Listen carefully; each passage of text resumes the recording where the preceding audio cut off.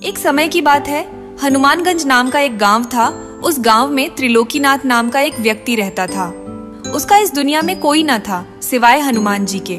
त्रिलोकीनाथ हनुमान जी का बहुत बड़ा भक्त था। वो रोज उनकी पूजा किया करता था। त्रिलोकीनाथ हनुमान जी को ही सब मानता था, एक मित्र, पिता, गुरु। वो सारी बातें हनुमान जी से किया करता था। अरे कहाँ जा रहे हो त्रिलोकीनाथ, इतनी सुबह सुबह? बस भाई, हनुमान मंदिर जा रहा था।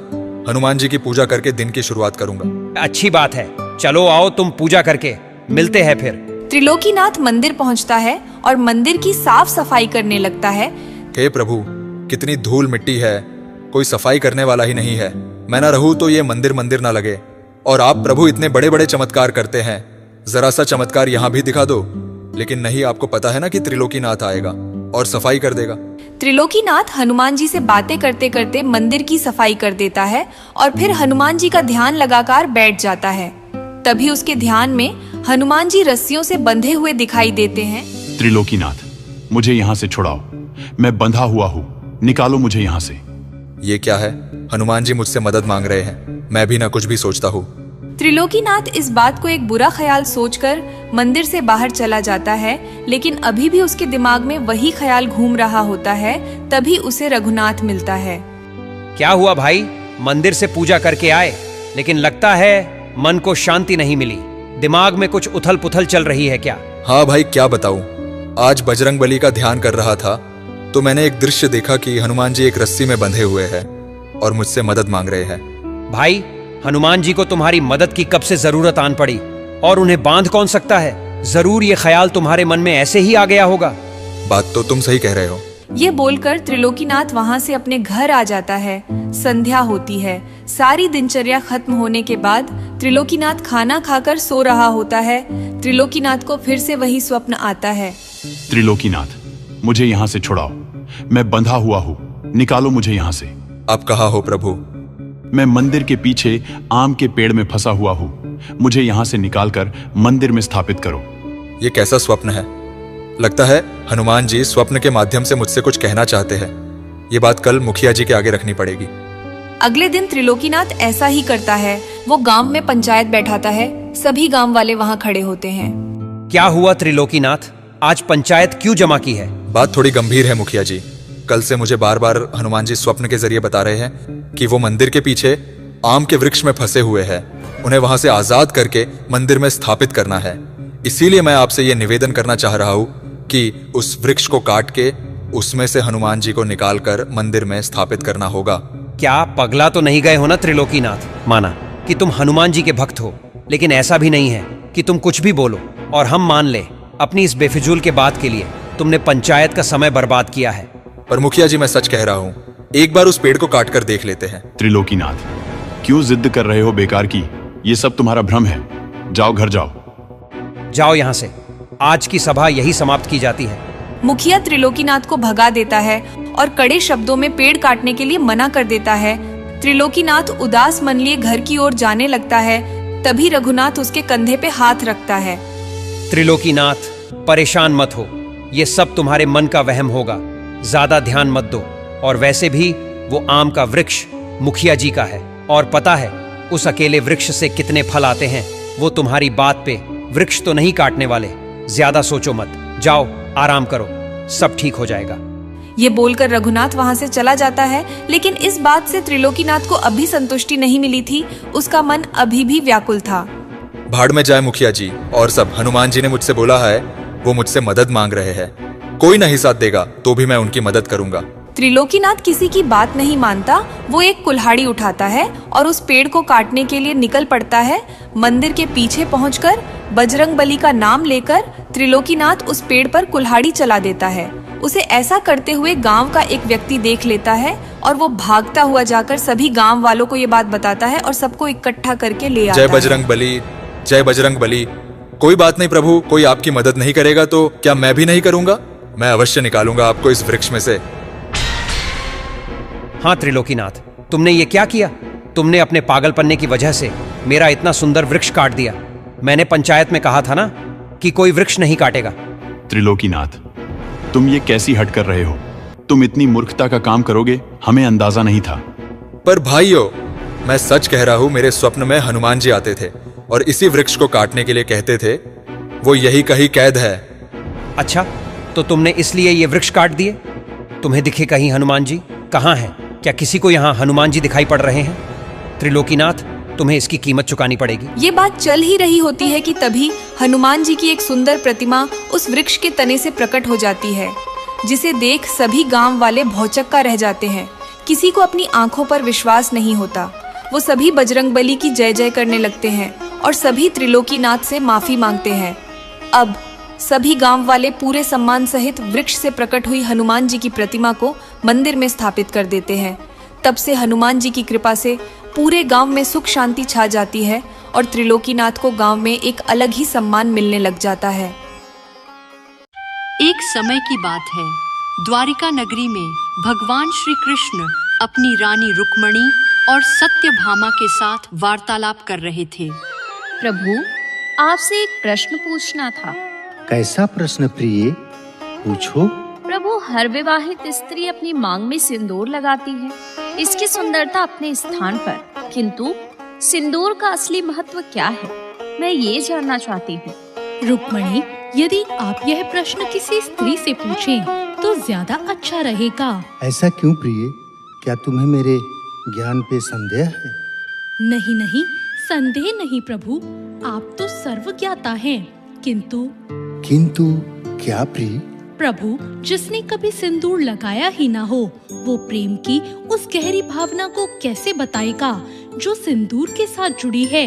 इसलिए इस प्रश्न का उत्तर तो केवल एक स्त्री ही दे सकती है, जो प्रतिदिन अपनी मांग में सिंदूर लगाती है। उचित है, परंतु जिसने लगाया वो पुरुष तो समझ सकता है। प्रभु, ऐसा कौन सा पुरुष है जो सिंदूर लगाता है? श्री राम भक्त हनुमान। हनुमान? किंतु हनुमान तो बाल ब्रह्मचारी है, उनका सिंदूर से कैसा लगाव? नाथ, ये कैसी पहेली है? ये पहेली तो वही मुझे जिसने उन्हें सिंदूर लगाने का विचार दिया। ठीक है प्रभु, ये पहेली मैं ही सुलझा देती हूँ। आप दोनों ये कैसी बातें कर रहे हैं? मैं कुछ समझ नहीं पा रही हूँ। ये कहानी तब की है जब मैं और प्रभु यानी राम और सीता वनवास पूरा कर अयोध्या आ चुके थे। एक दिन माता सीता अपना श्रृंगार कर रही थीं और हनुमान जी माता सीता के पास बैठे उन्हें श्रृंगार करते हुए देख रहे थे। क्या हुआ पुत्र, आज तुम मेरे पास क्यों बैठे हो? ऐसे तो तुम प्रतिदिन प्रभु के चरणों में ही रहते हो। कोई प्रश्न है क्या पुत्र? माता, मैं बहुत बड़ी दुविधा में फंसा हुआ हूँ। संकट मोचन को कैसी सुविधा ने घेर लिया? माता, मैं देखता हूँ कि हर कोई प्रभु श्री राम को प्रसन्न करने के लिए भेंट देता है, लेकिन मैं उन्हें ऐसा कौन सा भेंट दूं जिसे देख वो प्रसन्न हो जाए? प्रभु श्री राम को सबसे अधिक क्या प्रिय है माता? पुत्र, प्रभु श्री राम को तो किसी वस्तु से मोह नहीं है। उनके लिए इस संसार में सब कुछ समान है, इसलिए वो प्रत्येक वस्तु से प्रसन्न रहते हैं। आप यह सिंदूर क्यों लगाती हैं? ये तो सुहाग की निशानी है और इसे लगाने से प्रभु श्री राम प्रसन्न होते हैं। मैं ये सिंदूर अपने प्रभु श्री राम की लंबी आयु की कामना के लिए लगाती हूँ। इसे लगाने से आपके प्रभु और मेरे पति की आयु बढ़ेगी। अच्छा, यानी एक चुटकी भर सिंदूर से प्रभु प्रसन्न हो जाते हैं और उनकी आयु भी बढ़ जाती है। यह सब सुनकर हनुमान जी वहां से चले जाते हैं और कुछ देर बाद पूरे शरीर पर सिंदूर लगाकर माता सीता के सामने आते हैं। पुत्र, ये तुमने क्या किया? माता, मैंने भी अपने प्रभु की लंबी आयु के लिए सिंदूर लगा लिया है। अब उन पर कोई संकट नहीं आएगा। पुत्र हनुमान, तुम कितने भोले हो। माता, अब तो प्रभु श्री राम मुझसे प्रसन्न हो जाएंगे ना? अवश्य। माता सीता की आज्ञा पाकर हनुमान जी उसी भेष में श्री राम के पास पहुँचे। श्री राम अपने दरबार में बैठे थे। तभी वहां श्री राम की जय जयकार करते हुए हनुमान जी पहुंचते हैं।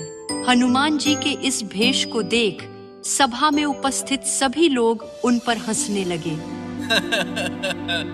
अरे हनुमान, ये क्या लगा कर आए हो अपने शरीर पर? दरबार में आने से पहले नहाना उचित नहीं समझा क्या? ये सिंदूर है, ये मैंने अपने प्रभु के लिए लगाया है। प्रभु के लिए?